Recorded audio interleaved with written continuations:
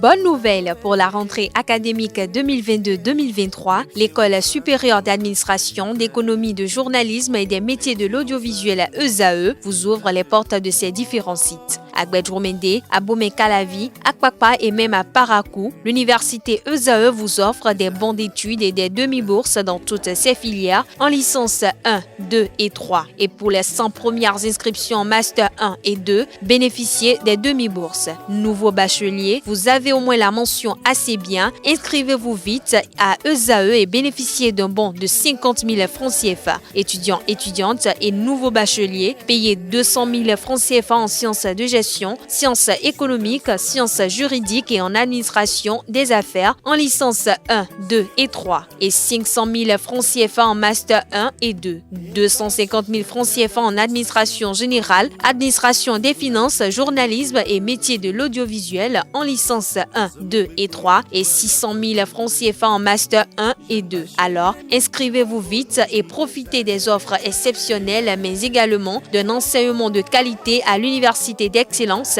ESAE. Infoline 90 93 65 21 ou le 98 98 14 00. ESAE, l'excellence a un nom. Mesdames et messieurs, bonjour et bienvenue sur Free Sport, les 3e et 4e journées des éliminatoires de la Coupe d'Afrique des Nations Côte d'Ivoire 2023 démarrent ce mercredi 22 mars 2023. Les Guépards du Bénin affrontent le Rwanda aujourd'hui, ce mercredi, au stade général Mathieu Kérékou de Cotonou à 16h. Les Béninois discuteront ainsi le premier match sous le surnom de Guépard et le premier challenge avec le nouvel entraîneur Gernot Rohr. Et comme un coup de chance, le Bénin joue les deux confrontations devant son public. En effet, ils reçoivent le Rwanda en aller-retour à Cotonou dans le cadre de ces éliminatoires. Dans une correspondance adressée à la Fédération rwandaise de football par la Confédération africaine de football hier mardi 21 mars, il a été noté que les deux matchs vont se jouer à Cotonou au stade général Mathieu Kérékou de Cotonou. Pour cause, l'approbation du stade du Rwanda, le stade devant accueillir le match retour, est officiellement révoquée. Les Guépards ne voyagent donc plus. Autre information, Hope of Sport Foundation a organisé le vendredi 17 mars dernier une conférence de presse à son siège. À cette séance, le fondateur de Hope of Sport a exposé les différents projets de sa fondation, notamment le tournoi Star League. Suivez ses propos au micro de nos reporters. La Star League, c'est une compétition panafricaine des moins de 17 ans. Je suis venu avec le projet aussi des moins de 11 ans et 13 ans. Lui, il l'a rédigé. C'est moi-même qui l'ai rédigé. Dieu m'inspire. C'est que la Star League, il n'y a pas de compétition jeune en Afrique aujourd'hui, c'est mort. Il n'y en a pas véritablement. Vous voyez. Même quand il y en a, parfois dans un tournoi, plus simplement, vous pouvez organiser un tournoi, mais en même temps, lui aussi peut organiser un tournoi, ça met les enfants en mouvement. Ils jouent ici, ils jouent ici. On ne peut jamais se plaindre pour ça. Pour la Star League, les moins de 17 ans ont besoin de compétition. Pourquoi ? C'est pour pouvoir aider les directions techniques nationales africaines. Pour aider, si on veut voir le ministère des Sports, aider les fédérations africaines. En faisant compétir ces jeunes, eux, ils pourront détecter facilement des talents là-dedans pour des sélections nationales. Tout simplement. Ces jeunes ont besoin d'être vus. Ils ont besoin de promotion, de valorisation sur le plan international. On le fait très peu. Les gens soulèvent leurs amis, ils soulèvent les enfants de leurs copains. Il ne sait pas shooter ballon. On le prend, on le met, on le sélectionne.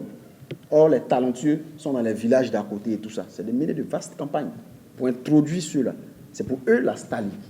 Donc, la Star League, elle doit être jouée dans chaque département du Bénin normalement pour valoriser les jeunes. Vous voyez, ici, là, à la capitale, c'est ici qu'on voit les jeunes. Mais on ne voit pas les jeunes des autres. On ne les voit pas. Mais avec la Star League, ça va nous faire dénicher des talents. On a commencé par le football, c'est le sport roi. En Afrique, on sait.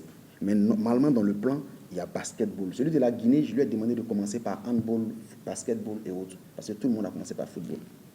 Non, en général, c'est dans chaque localité, on a instauré la Star League pour dénicher les jeunes. Ça va faire que vous, les communicateurs, vous pourriez faire la publicité de ces jeunes. Vous allez voir le meilleur joueur de l'autre côté, le meilleur joueur de l'autre, et ça va donner de la valeur à la chose. Les enfants, au moins, ici, à la longue, je n'ai pas trop dit, mais il y a des gens qui vont venir ici pour recruter des joueurs.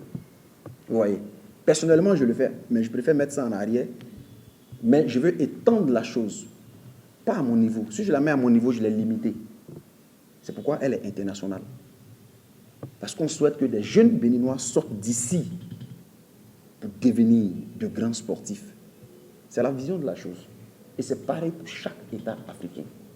Hors du Bénin, clap de fin pour la star togolaise Emmanuel Adebayor ne jouera plus. L'international togolais a mis fin à sa carrière professionnelle dans la soirée du lundi dernier. Il a annoncé la nouvelle sur son compte Instagram. L'international togolais compte 66 sélections et 29 buts avec le Togo. Il a évolué à Arsenal, Monaco, le Real de Madrid, Manchester City et Tottenham. Depuis l'été 2021, il évoluait dans un club de son pays, l'AC Semassi FC. Il totalise 207 buts pour 593 matchs joués au cours de sa carrière. Et pour finir, en France, en remplacement à Hugo Lloris, qui a pris sa retraite internationale il y a quelques jours, Kylian Mbappé va porter désormais le brassard de l'équipe de France. À seulement 24 ans, le joueur a 66 sélections et 36 buts avec les Bleus est désormais le nouveau capitaine. La nouvelle ère débutera le vendredi prochain face aux Pays-Bas dans le cadre des éliminatoires de l'Euro 2024. Mesdames et messieurs, c'est tout pour Free Sport.